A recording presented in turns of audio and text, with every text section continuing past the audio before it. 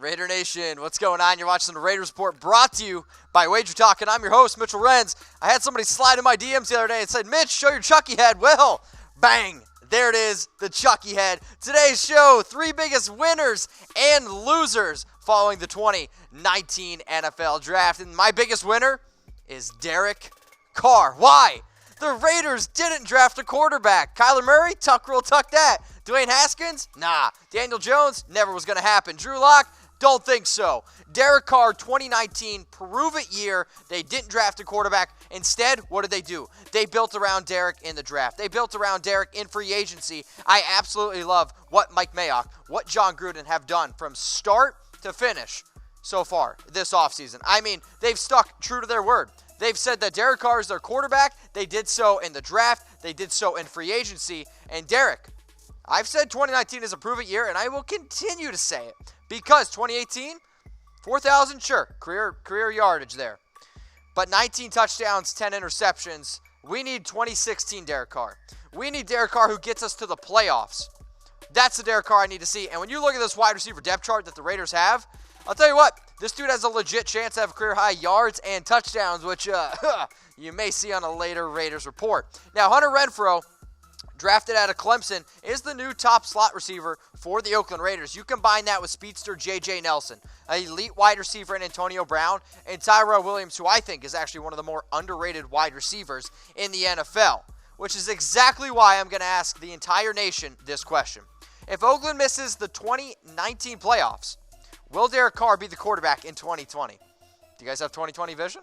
I do, even though I probably doesn't seem like it because I can't read, but type Y for yes and for no. So if you're watching on YouTube, Facebook, if the Raiders miss the playoffs, will Carr be the quarterback in 2020?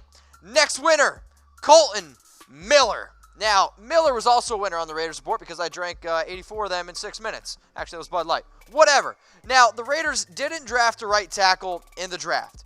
Now, he dealt with some injuries last year, which led to him having, well, a pretty bad rookie year. He allowed 10 sacks and 39 total pressures. That was the most in the NFL. The Raiders drafted him 15th overall in the 2018 NFL Draft, and I gave it originally a C grade, even though apparently somebody told me the other day that I gave it an A grade. Fake news. When I look at the Raiders' offensive line depth chart, the fact that they didn't go out and address the right tackle position when they could have addressed it in the draft, but they didn't. Because I think John Gruden still truly believes in Colton Miller, and I do too. I think Colton Miller is super long, lanky, and he's a very athletic tackle. Now, recently on the Raiders board, I talked about Miller having potential injuries that can even concerned him, but I hope, fingers crossed, that Colton Miller can get it together in 2019. So I'm talking about winners. Do you want to be a winner? If you said believe it, baby, then let's get started with our sponsor, Wager Talk, the best service in game providing you with expert picks and predictions on your sports bet. Get started today, okay? You need help? Slide in those DMs at MitchellRenz365. Get daily pick packages for free with wagertalk.com/chatsports. I'm going to say it one more time. wagertalk.com/chatsports. Also, if you get started, you might get a shout out on the Raiders report because these 5 people, they signed up with Wager Talk. You support me. You support the Raiders report. Because guess what? No Wager Talk, there might not be a Raiders report. So, you want the Raiders report to stick around? Sign up with Wager Talk. WagerTalk.com/chatsports. Shout out to Vic, John, Glenn, Eat Sleep FF, and Jeremy. Y'all actually part of the nation. I appreciate it. My last winner, PJ Hall. And the defensive tackle position sure wasn't a big need for the Raiders, but he's going to be a part of the rotation with Johnathan Hankins and Mo Hurst. And I think he has an opportunity to really emerge in 2019 and really showcase why the Raiders drafted him in the 3rd round.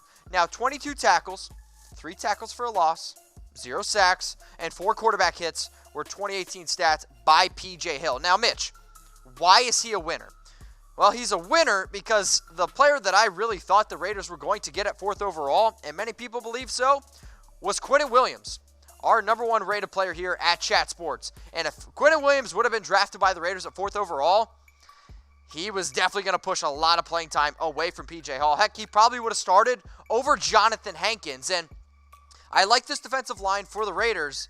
And if P.J. Hall can emerge in 2019, he's going to be a sleeper player when we're really sitting there being like, man, this dude's pretty athletic. Even though he went to a small school, P.J. Hall, I like this guy a lot. So, which Raiders player is the biggest winner after the draft? I want you to comment below. Is it Derek? Is it PJ Hall? Is it Colt Miller? Is it totally somebody else? Comment below, because these are my top 3 post-draft winners. Derek Carr, Colt Miller, PJ Hall. So Raider Nation, I'm going to ask you one more time. Which Raiders player is the biggest winner after the draft? So if you're watching on YouTube, if you're watching on Facebook, what I want you to do is I want you to comment below. And if you want to know, okay, tell everyone, spread it on Twitter, spread it on Instagram. That's how we're going to continue to grow the nation. I want to give a special shout out to BetDSI for hooking us up with the best promo code on the internet. Raiders 120 for 120% deposit bonus. Put down $50, you get $60 for free. Put down $100, get $120 for free. Put down $500, get $600 for free. For anybody who's already signed up with BetDSI, you're also going to love Wager Talk for Chucky Heads. Believe it, baby. Let's talk about some losers, shall we? Karl Joseph. Karl Joseph is my biggest loser. The Raiders drafted Johnathan Abram at pick 27.